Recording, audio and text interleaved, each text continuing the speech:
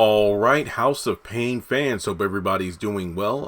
Happy April, and no, even though it's April Fool's Day, not in the mood for jokes, at least in this video per se, because I really like the episode. I'm giving it a solid 8 out of 10. I think it really hit home for me, just because, like Lisa, I remember being so indecisive about what to do in college, and then on top of that, aside from college, I worked as an academic advisor for 3 years, basically in a position where I was kind of, put it this way, if, Lisa decides on what major to pursue or anything like that, I would be the person that would help her, get through her classes. Kind of like a academic counselor in a sense, where basically a student would call in, I would assist them with signing up for classes, helping them pick which ones would be the best ones for their major, that kind of thing. So I would have been the person Lisa talks to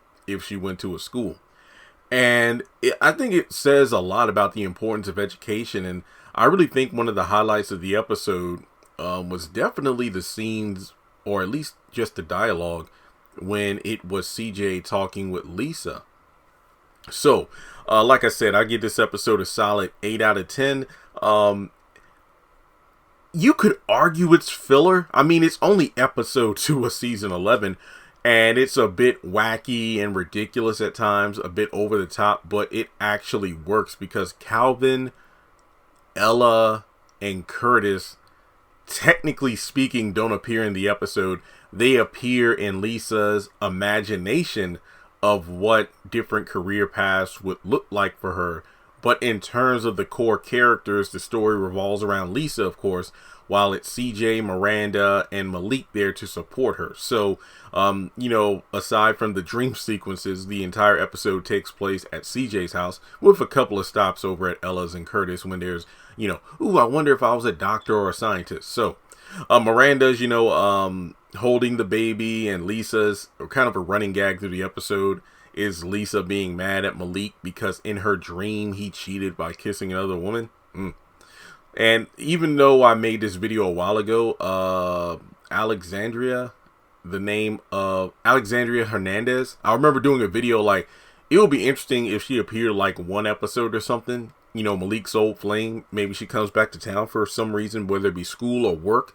And as a result, her and Malik reconnect, and then Lisa gets jealous. So I doubt it's going to happen, especially this season, but I thought it would have been cool. Like the moment I heard her say, I had a dream about you doing something dirty in the dark. It's going to come to the light. And I'm like, yeah, that would be interesting if the ex comes back into town. Would have been fun. But regardless, CJ mentioned that he was playing basketball with the twins and they called him LeBron lame. So we got mention of the twins, but we don't have them on screen. So a college brochure comes in the mail for Lisa. And, she's just afraid of being, overwhelmed. Well, actually, she is overwhelmed looking at all the majors and whatnot. And Malik and Miranda encourage her. So from there, they look over a bunch of majors, and it comes up that perhaps business could be a good major for Lisa. And to be honest, that would be one of the, top majors I would suggest for somebody like Lisa, because last season she was all about, making her own jewelry and stuff like that and being an entrepreneur. And to be honest, that's one of the best degrees to get. And I'll get to the point of not going to college later, because this episode, I just love how it didn't push down they didn't push down Lisa's throat the importance of going to college. You need education to be better. CJ said it best, where there's a lot of successful people that never went to college, or they went to college but dropped out because they figured it wasn't for them. And I love what he really said about how in her blood, Lisa's a hustler. Malik, you better just finish up school. So, some of the majors are the dreams. I'm not going to spend a long time on them, but first she imagines being Dr. Lisa Payne, and this was in the trailer. When she comes through the door, I think CJ said he's going to get his wallet out of his jacket because he lost a bet with Curtis. He just randomly falls down. Lisa comes in, but then it's determined, oh no, I can't deal with blood. And then I love how CJ's like, what? So then from there, Miranda's talking with Lisa, like, so where do you see yourself in 2 years? And she has like this daydream / nightmare about being, I guess the analogy was, barefoot and pregnant while Malik is essentially Uncle Curtis 2.0. And from there, we go over to her being a lawyer, where Curtis and Ella apparently got down and dirty with some illegal activity at the church. And Lisa's like, nope, I don't think I can deal with keeping guilty people out of jail. And Malik is like, well, hey, you got to think of something. And that's true, but one of the worst things you can tell somebody who's being very indecisive about college, for example. So she thinks, I think there are like 2 moments where she says that college isn't, I think college might not be for me.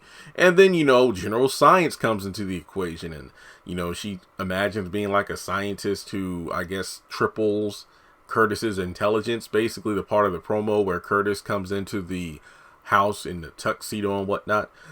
Basically, he's a sophisticated, intelligent gentleman. That's the best way to put it. And from there, CJ tells her colleges and anyone. Oh yeah, I already said this part. Hustlers in in her blood. But here's the most important part. He said, "You don't need to rush," because literally the brochure just came in the mail.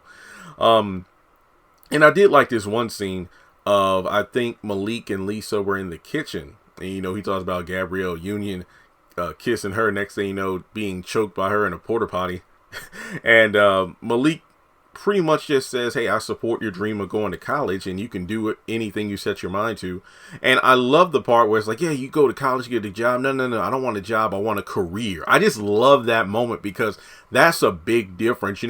That's the, I'm talking like, back when I was in high school, the quote unquote American dream for success. You go to school, you do well. Then when you graduate high school, you go to university. And then from there, you get a good job. But yeah, career is something that a lot more people should keep in mind. Like, look, don't get me wrong. I understand sometimes it's not about finding what you like and love. It's a situation where, hey, I got to get a job in order to live, make money and live. And from there, if the right doors open, then perhaps I'll walk into that dream career. And like that saying says, if you love what you do, you don't work a day in your life. There is some truth, but also some flack to that, because you need to work hard to get to where you want to be. Like, for example, I have to work hard at what I do, watching shows and movies, taking notes, recording like I'm doing now, editing. This is a one-man show. Heck, even after I finish recording this and 3 other videos, before I edit and whatnot, I got to take photos of about 600 Pokemon cards front and back. That's over 1,200 photos. Okay, maybe I'm not doing that many in order to list on eBay, because with a lot of the bulky shows, the shows that bring in a lot of views to the channel, they're all for a couple of months. I need to focus more on my other stream of revenue in order to bring in money, because like I said, I'm trying to get this house. So, hopefully be at 20,000 in the next month or so if I really grind hard. So basically, there is a lot of work in what I do, but I think that there's also the satisfaction of knowing that the money that I make comes from my work. It's not that I'm working for anyone else, or anybody's my boss. I'm essentially putting in a lot of work, effort, and time into what I do, and reaping the benefits of it, whether it be views on a video or overwhelming amounts of people bidding on things I list for auction on eBay. It's always that satisfaction. So yeah, I'd much rather work like, when I first got started in this, like 60 hours a week doing YouTube stuff and whatnot and social media, as opposed to working 40 hours a week for someone else. So you see what I'm saying there? Well, basically, CJ and Lisa talk about how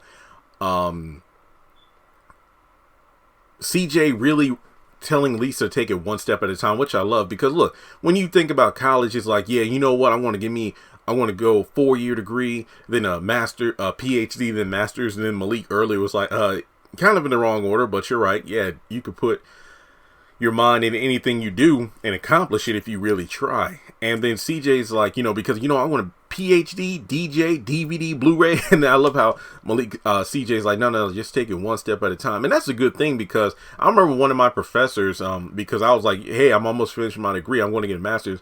And then he reminded me, even though I did it anyway, you don't have to get a master's. It really depends on what program you're in and what you want to do for a living. That would determine whether or not your career choice or your major even needs you to do a master's. I think for me personally, I only went after a master's because, to be honest, I wasn't ready for the real world. I felt like, oh man, after I get this degree, then what? I got to be pushed out into the working world and make all these decisions. And grad school for me was a stalling tactic, even though it was very, very, very cheaper compared to undergrad. That's the irony of it, But I think that was very important for Lisa to hear.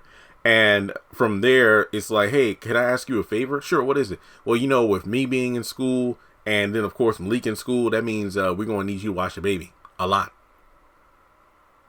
No.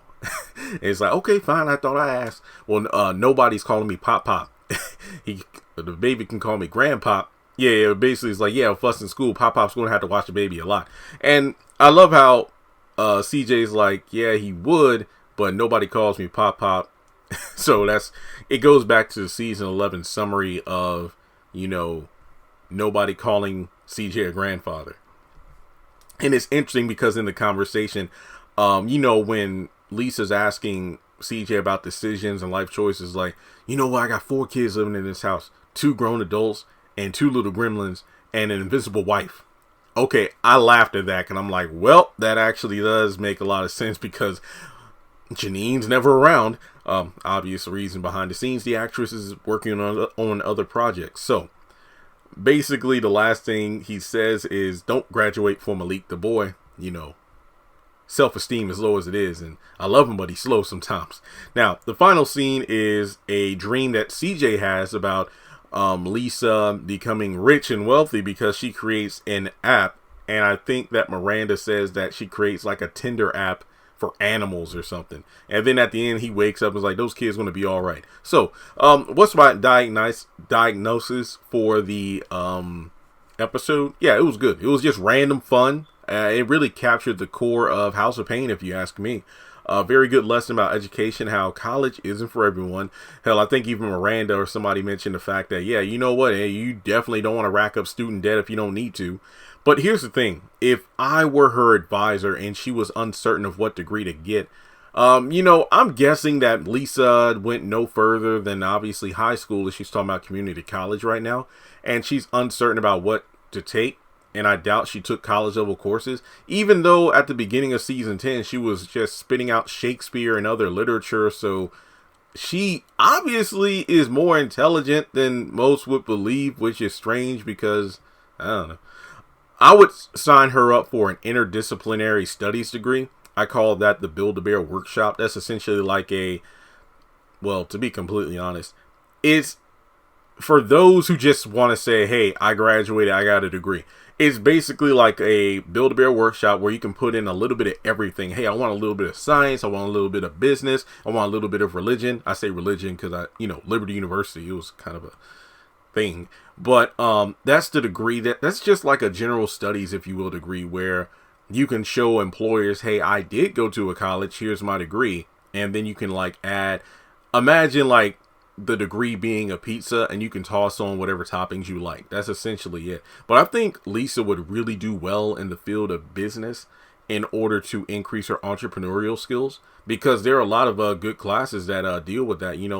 There was an entrepreneurial class, but I actually dropped it the first 3 weeks. I did sign up for that, believe it or not, when I was in college. But the thing is, it was an online course, and a lot of the people dropped it, and the group project never really got off the ground. So after that, I'm bump, and I'm out of here. So I do feel like CJ said, Lisa got a lot of hustler in her. I think for me, Lisa street smarts and being a hustler is great, but education to really fine tune that hustler mentality and skill set would do wonders for her. But that's just my opinion. And look at me, like I said, I did communications in undergrad. And, my grad school was all religion based. And look at what I'm doing now. Well, technically speaking, my communications did come in handy because, well, what am I doing for a living? Talking. And I grew up in the church, so that helped me when I did public speaking. So it kind of turned around because I'm speaking to, obviously hundreds of thousands of people, and my content has gotten almost 50 million views. So I must be doing something right. So sometimes that path you have, like, okay, this is what I'm going to do, it will lead into something else. Like I said, I don't know how long this YouTube stuff is going to last. This could be, I guess, the springboard into the next level of my career or life, if you will. Who knows what's going to happen in the next 5 years? Who knows? But yeah, like I said, great episode, good message. And also just throwing it out there, it is important though, like, when you bring a child into the world, and I do like the fact that Malik is like, hey, when you got a family like this, you have a strong support system. You can't just expect people to take care of your kid because, yeah, we're going to be in school, so he's going to spend a lot of time with Pop. If CJ was retired, let's say after he injured him, he got injured, at the end of season 9, then he would watch Pop. His grandchild. I'm just sitting there like, you say that Pop's going to have to watch your kid a lot, but